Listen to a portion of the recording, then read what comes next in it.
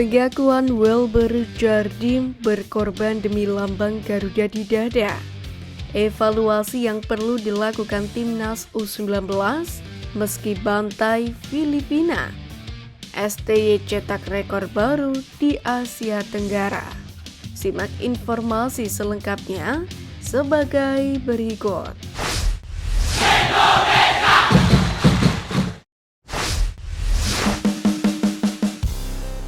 Indra Syafri dirujak netizen, Welber Jardim beri pengakuan.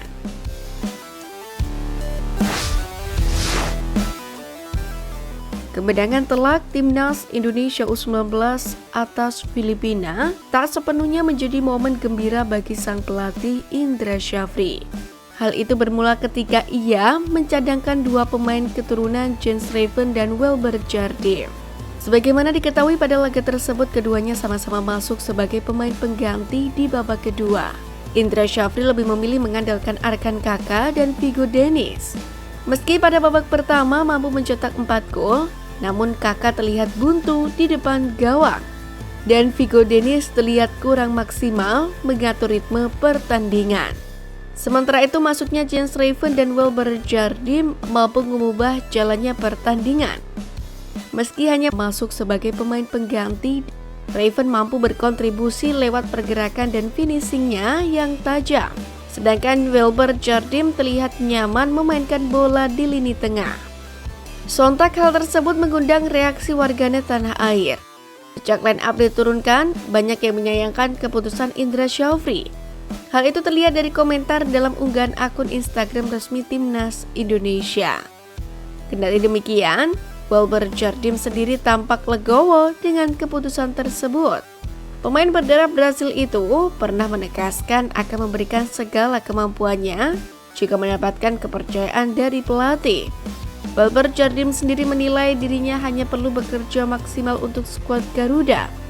Untuk itu menarik menantikan komposisi pemain yang akan diturunkan Indra Syafri pada laga selanjutnya. Berkaca dari laga kontra Filipina, mantan pelatih Bali United tersebut diharapkan mampu mengevaluasi skuad, mengingat lawan yang akan dihadapi semakin berat.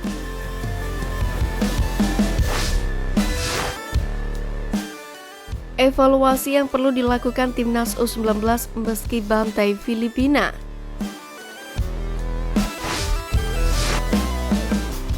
Pertama, variasi serangan. Meski menang besar, timnas Indonesia U19 masih memiliki kekurangan dari variasi serangan yang ditampilkan kala melawan Filipina. Sebab mayoritas gol timnas Indonesia U19 lahir dari sisi sayap dan mengandalkan cutback serta crossing dari para winger maupun fullback. Hal tersebut membuat minimnya kreativitas dari lini tengah. Oleh karena itulah Indra Syafri sebagai pelatih harus mulai memikirkan taktik baru agar variasi serangan Indonesia tak bertumpu di sektor sayap semata dan tidak terbaca oleh lawan selanjutnya. Kedua, pengambilan keputusan.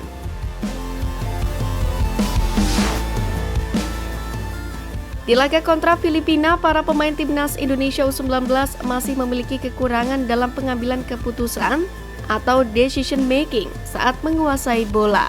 Buruknya pengambilan keputusan ini pun terlihat dari banyaknya skill individu yang ditunjukkan oleh para pemain, ataupun umpan-umpan terobosan maupun tusukan yang bisa dihentikan lawan. Alhasil sederet ancaman yang dibangun timnas Indonesia U19 pun urung membuahkan peluang dan membuat lawan bisa berbalik membangun serangan. Tentu hal tersebut akan menjadi fatal ketika menghadapi lawan yang lebih seperti Australia, Vietnam maupun Thailand. Ketiga, finishing.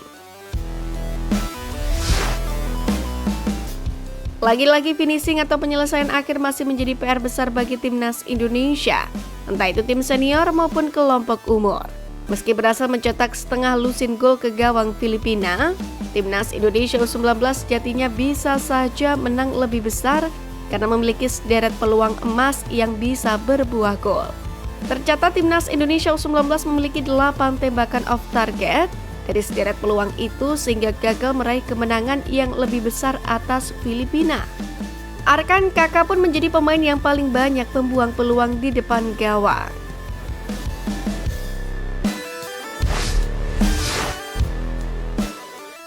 Duo rival mundur, STY jadi pelatih Korea terlama di Asia Tenggara.